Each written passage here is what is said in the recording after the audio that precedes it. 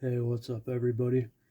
Today we're looking at New York Times bestseller The Rise and Fall of the Dinosaurs, A New History of Their Lost World by Stephen Brusatte. Stephen Brusatte is a paleontologist, evolutionary biologist, and author. Aside from his work as a scientist and author, he was the resident paleontologist and scientific consultant for BBC Earth and Walking with Dinosaurs.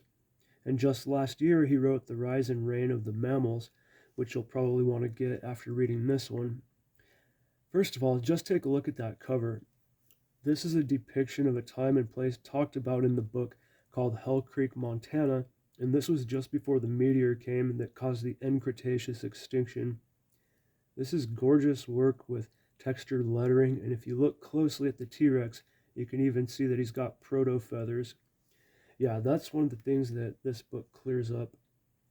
Now, there are a lot of things that I really liked about this book. It's written as a mix between a chronological overview of the entire Mesozoic era and a narrative from Stephen from his career as a paleontologist. So, the Mesozoic era begins at the end of the Paleozoic era, which ended with a mass extinction. The Mesozoic era consists of the Triassic period, the Jurassic period, and the Cretaceous period.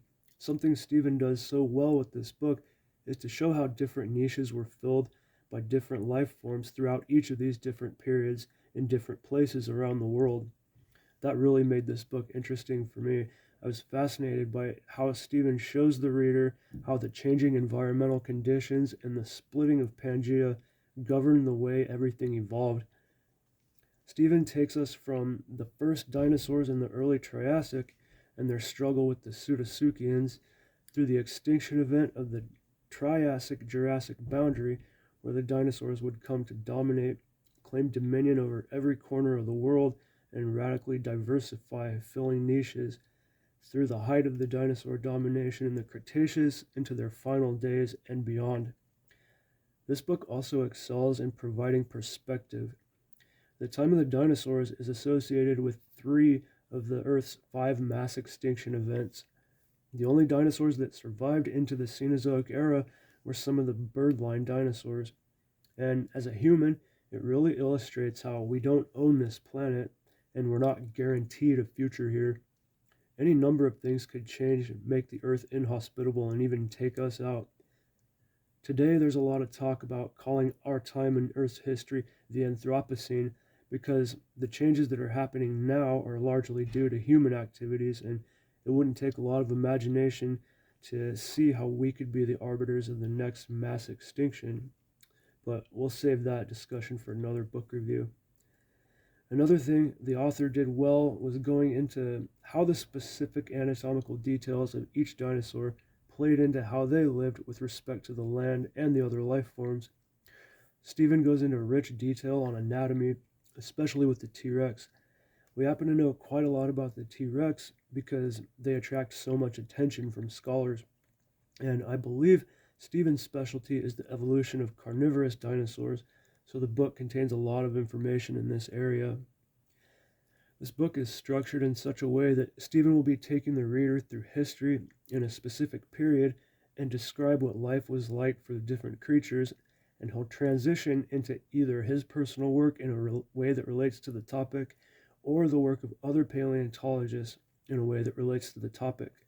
And this is done to explain to the reader how we learned what we know, and these transitions are nice and smooth. And the way scientists have been able to discover so much information about these creatures is pretty astounding. I was fascinated by the comparing of the different geological layers and different areas of the shifting continents, and the amount of information that could be inferred from analyzing these layers. The book gives a lot of attention to the splitting of Pangea and the consequences that had for life in those times. This is something that played a big role in Earth's history, and it was happening right during the time of the dinosaurs. I thought the author did a very nice job of splitting up the different approaches to storytelling. Ordinarily, talking about scientists making discoveries in the field is pretty fascinating, but I did notice that I was looking forward more to the parts about the dinosaurs themselves when the author is putting you back into these time periods. And it's interesting, a lot of the other dinosaur bone hunters discussed in this book are pretty eccentric sounding characters, I don't know, have you ever met a paleontologist? Maybe they're all really like that. But as far as structure, the writing is pretty well crafted and taking the reader along, but there are some issues with Stephen's style. Some people might not consider these things issues, but they made me cringe just a little, so I thought I should probably mention them here. First, his style is very, shall we say, informal. I think he's trying to be relatable and likable to the reader, but it can come off as somewhat unprofessional. For instance, I counted about a dozen references to drinking alcohol in this book.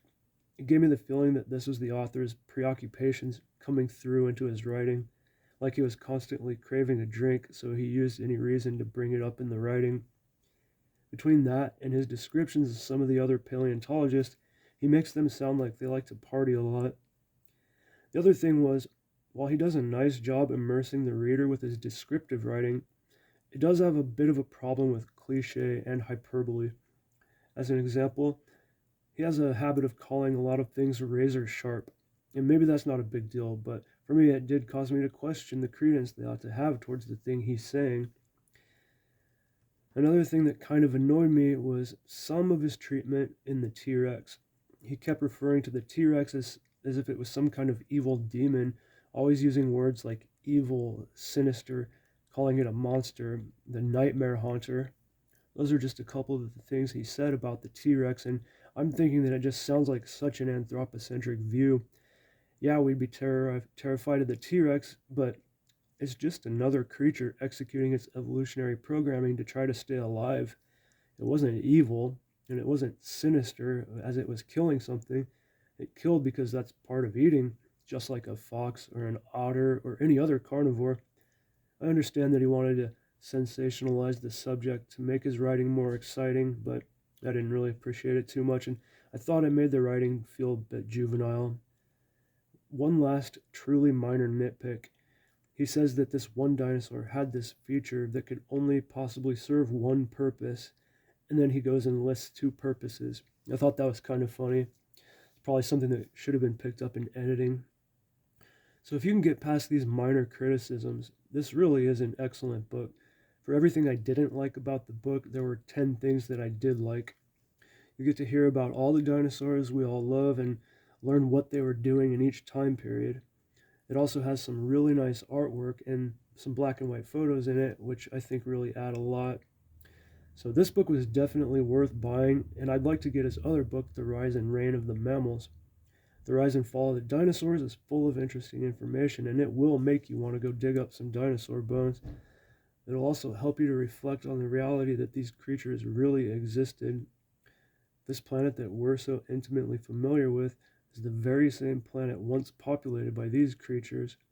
It's a very surreal thing to think about. They were right here, conducting their dinosaur business just like the animals of today do.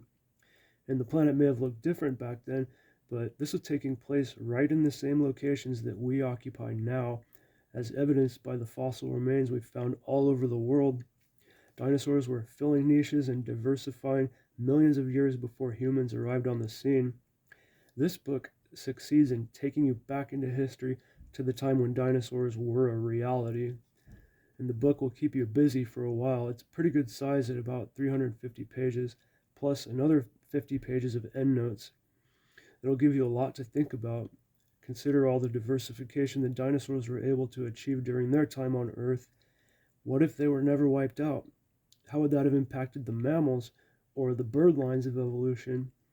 Will we ever have to deal with the meteor impact, and how would that affect us? So then, I recommend this book, but don't let it be your only book on dinosaurs that you read, or you might get the idea that paleontologists are a bunch of eccentric drunks and T-Rex was the incarnation of evil on Earth. Okay, that's it for this one, guys. Thank you for watching. I hope you enjoyed the video. If you're interested in the history of Earth or the lives and evolution of the dinosaurs, check out The Rise and Fall of the Dinosaurs by Steve Brusatte.